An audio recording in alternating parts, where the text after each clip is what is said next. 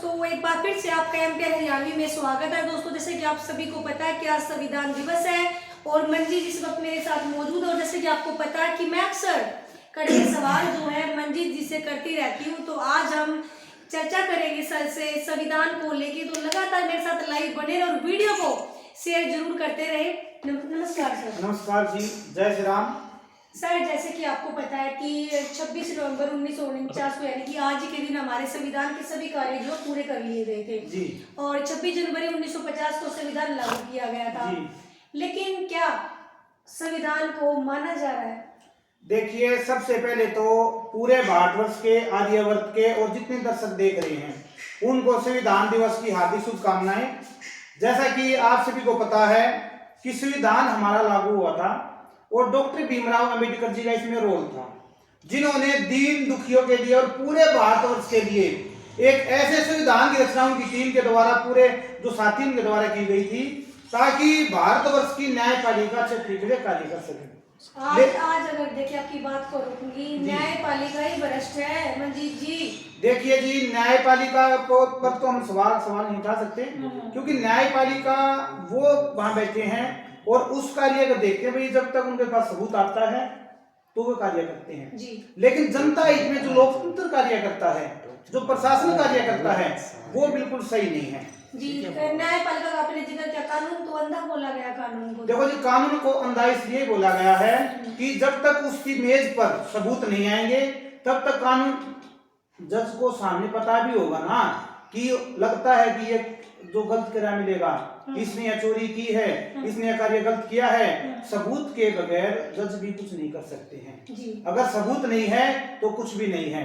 उसके सबूत न होने के कारण हैं जो संविधान को तोड़ मरोड़ करके जो प्रशासनिक अधिकारी हैं, जो कि पुलिस प्रशासन है, जो अन्य अधिकार है, अधिकार क्षेत्र के अंदर आते हैं, वो उनका तोड़ मरोड़ के प्रयोग करते हैं।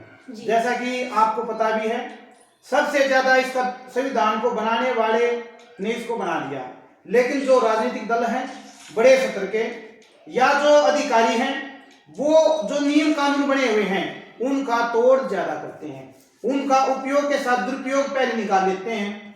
अभी आप मान लीजिए एक रास्ते में जा रहे हैं, अभी आप यहाँ से सोनीपत के क्षेत्र से निकल के जा रहे हैं, आप देखेंगे कि रोड बन रहा है, रोड पे कहीं पर भी व्हाइट पट्टी नहीं लगी हुई, कहीं पर भी हाईलाइटर नहीं लगे हुए हैं। वो भी तो संविधान की अनुपालना नहीं हो रही, वो भी तो रिश्वतखोरी करके, पैसे की कमाई करके वहां से जनता के हितों के साथ भेदभाव किया जा रहा है। अगर वहां हाईलाइटर हो, वहां पर जगह पर ब्रेकर हो, जहां बनाना उचित है, वहां पर हर एक चीज की व्हाइट पट्टियां हो, धुंध का भी दिन चालू हो गए हैं, अगर वे चीजें हैं तो दुर्घटनाएं कम होंगी जी। ऐसा ही एक वाक्य है, हमारी समिति को लगातार महिलाओं के मामले, उत्पीड़न के मामले हमारे सामने आते रहते हैं। अभी कुछ महीनों पहले की बात है, एक 16 नंबर FIR है, महिला थाने की बात है।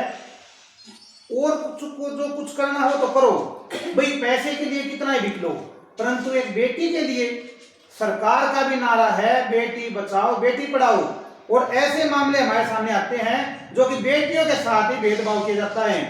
अगर किसी बेटी की शादी कर दी जाती है तो उसके बाद क्या करते हैं परिवार वाले, उस बेटी के साथ प्रताड़ना शुरू कर देते हैं, हिंसा शुरू कर देते हैं। क्यों? जब तक बेटी अगले घर में नहीं जाती तब तक तो सब कुछ सही है, उसके बाद प्रताड़ना शुरू हो जाती है। यही वाकया घटित हुआ एक FIR नंबर महिला थाने की 16 नंबर में। हमारी समिति के रक्षक टीम के पास हर महीने 40, 50, 55 केस ऐसे आ जाते हैं जो कि गरीब हैं, जिनकी प्रशासन नहीं सुनता है। देखो, पुलिस प्रशासन के अंदर भी सभी ऐसे नहीं है भाई, सभी भ्रष्टाचारी हैं, ऐसे भी हैं जो अच्छे हैं, ईमानदार हैं, आगे से आगे कार्य करते हैं, बहन बेटी सुरक्षा के लिए कार्य करते हैं और आगे से आगे कानून की कार्यपालिका का अच्छे से प्रयोग करते हैं। लेकिन उन्हीं पुलिस वालों के अंदर ऐसे भी बेनकाब वाले बैठे हुए हैं जो कि हमारे जो नियम हैं, हमारी बहन बेटी सुरक्षा है, उनके साथ भी प्रताड़ना करते हैं और जो न्याय उनके परिवारों को मिलना चाहिए वो नहीं करते हैं। लेकिन हम जो समाज सेवी हैं, हमारी रक्षक टीम श्रीनाथ सेवा समिति हरियाणा है और सोनीपत के अंदर जितने भी संगठन हैं, हम उनका साथ लेकर के उनको न्याय दिलाने का कार्य करते हैं। सर आप ये न्याय दिलाने का कार्य जो आप करते हैं, इसीलिए आपकी अक्सर वीडियो मैं अपने चैनल पे दिखाती रहती हूँ ताकि लोग जागरूक हो और इस क्षेत्र में जो है आगे बढ़ते आए और भी लोगों की मदद करें, इसलिए मैं अक्सर जो है आपकी वीडियो दिखाती हूँ। अब बात करते हैं जनता की, क्या जनता भी पालना कर रही है? देखिए, जनता भी पालना नहीं कर रही है। अभी मान लीजिए मेरे पास एक बाइक ही है या गाड़ी है, कोई भी है, नियम है, नियम बना दिए सरकार, संविधान के द्वारा जो नियम बने हैं उस नियमों का हम भी अपने हिसाब से तोड़ मरोड़ कर प्रयोग कर लेते हैं। कुछ तो रिश्वत दे के खुश होते हैं, कुछ रिश्वत दे के भी खुश होते हैं। तो जो कोई काम उनका 2000 में हो रहा है वो 500 रुपये करवा के खुश रहते हैं। भाई पैसा बचना चाहिए, नियम जो उल्लंघन बेशक हो जाए, उन्हें से कोई मतलब नहीं है। अगर किसी के पास हेलमेट नहीं है तो चोट बेशक लग जाए, जनता भी ऐसा करती है।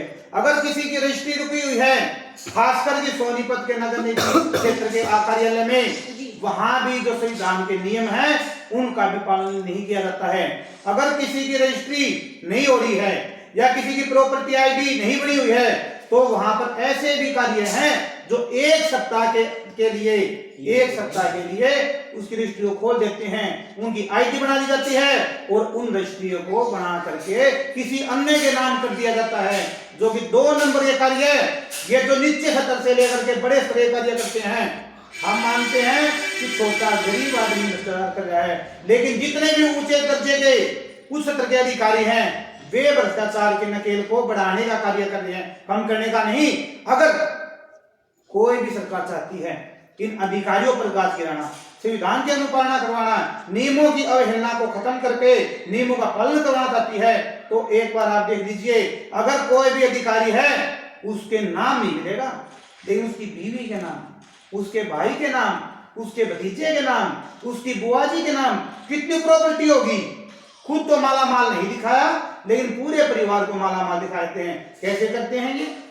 कोई अधिकारी कैसे करता है? कोई प्रॉपर्टी डीलर का काम करे सरकार में, संविधान की अनुपालना नहीं है। जनता की शोषण करने के लिए ही सरकारें बनी हुई आज के समय। तो क्या लगता है आपको, अकेले जो मंजीत दहिया जी है, मंजीत तिहाड़ है, क्या समाज को या प्रशासन को बदल पाएंगे? देखिए जी, मैं तो कुछ भी नहीं हूँ, लेकिन जो हमारी टीम है, रक्षक टीम सेवा समिति हरियाणा और सोनीपत के अंदर कम से कम 80 संस्थाएं और हैं जो हमारे साथ हैं, जो गलत को गलत कहने की हिम्मत रखती हैं और जो गलत करता है उसकी छाती से टेढ़ा के हम बात करेंगे, ये बताएंगे भाई तूने ये यहाँ गलत किया है। चाहे उसमें कोई भी अधिकारी हो या कोई भी राजनीतिक नेता हो, जितना वो गलत करते हैं हम इतना दम रखते हैं। मेरा तो मानना ये है हर बंदे को एक ही दिन मरना है। मेरे विचार से तो ऐसा तो है नहीं भाई एक आदमी बार बार मरता हो, एक ही दिन मरना है। हमेशा निष्पक्ष रहो और अपने न्याय की लड़ाई, अपने पड़ोसियों की न्याय की लड़ाई, अपने साथियों की न्याय की लड़ाई जब तक आप उनको खड़े होकर नहीं सिखाओगे तब तक ये सरकारें, तब तक ये जो जनता के सुशोषण करने वाले हैं ये और जो दुरुपयोग करने वाले नियमों का वे आपका शोषण करते रहेंगे।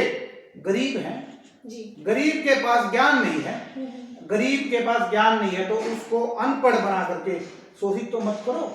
जो दलित मानते हैं, मैं दलित नहीं कहूंगा, मैं उनको गरीब और अज्ञानी कहूंगा, जिनके पास कमाने खाने के अलावा कोई काम ही नहीं है। भाई कमाने खाने, आज कमाने जाएंगे तो शाम को क्या खाएंगे, जितना कमाया आज खा लिया, अब बीच में कोई अड़चन पैदा हो जाती है तो पुलिस प्रशासन के लोग या अन्य अधिकारी या किसी पेंशन विभाग की बातें हैं तो वो लोग क्या करते हैं, उनको चक्कर कटवाते हैं, घुमाते हैं। अभी आपने देखा होगा जो राशन कार्ड की स्कीम आई हुई है 1,80,000, उससे नीचे राशन कार्ड बनेगा।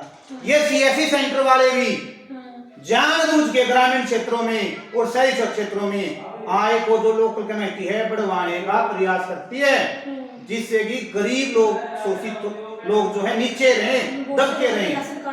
जो राशन कार्ड कटे हैं, हमारी टीम ने पूरे हरियाणा के अंदर 6,000 राशन कार्ड बनवाए हैं। जो पेंशनें नहीं बन रही है बड़े बुजुर्गों के लिए, जिसकी उम्र हो जाती है, जो भी अधिकारी वहां काम अटकाता है हम वहां खड़े मिलते हैं।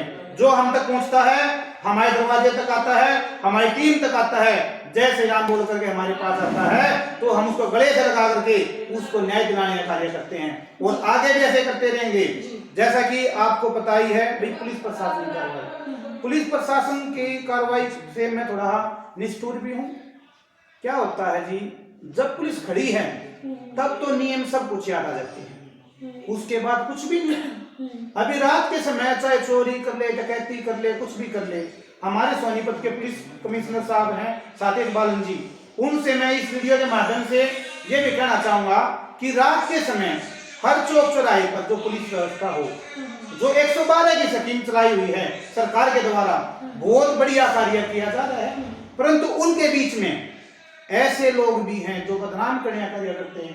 कृपया करके उनके ऊपर भी थोड़ी कड़ी कार्रवाई करते हुए, नकेल कसते हुए थोड़ा सुधार करवाया जाए।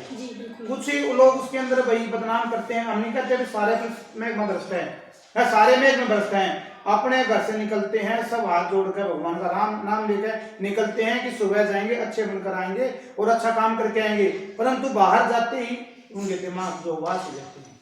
और जब पैसे दिखते हैं ना, ये अरे नोट, ये नोट जो है लोग को लग देते हैं। घर में जो चीजें होती हैं, जमीन मर जाता है लोगों का, जमीन मर जाता है।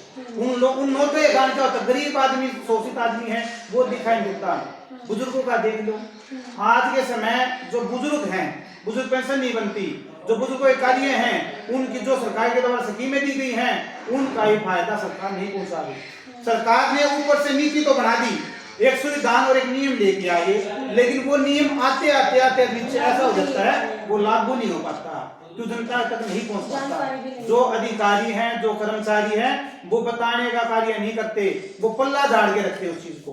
अब रजिस्ट्री का मामला आज आपके सामने, वो संविधान का ही मामला है कि कितनी धरती, गरीब आदमी अगर एक गज भी किसी का दबा लेता है तो उसकी जो दीवारें गिरा दी जाती हैं। अभी हमारे साथी यहाँ बस स्टैंड के पास थे, उसकी जो है भाई जगह को नगर निगम ने रजिस्ट्री भी खुद कर दी, रजिस्ट्री भी खुद कर रखी है, उसके बाद सबूत भी हैं, और गिराने वाले भी नगर निगम। और उसी क्षेत्र में, उसी नगर निगम के क्षेत्र में यहाँ पर कहीं तो 3-3 एकड़ जमीन पर कब्जा हो रहा है, कहीं पर 9 बीघे पे कब्जा हो रहा है।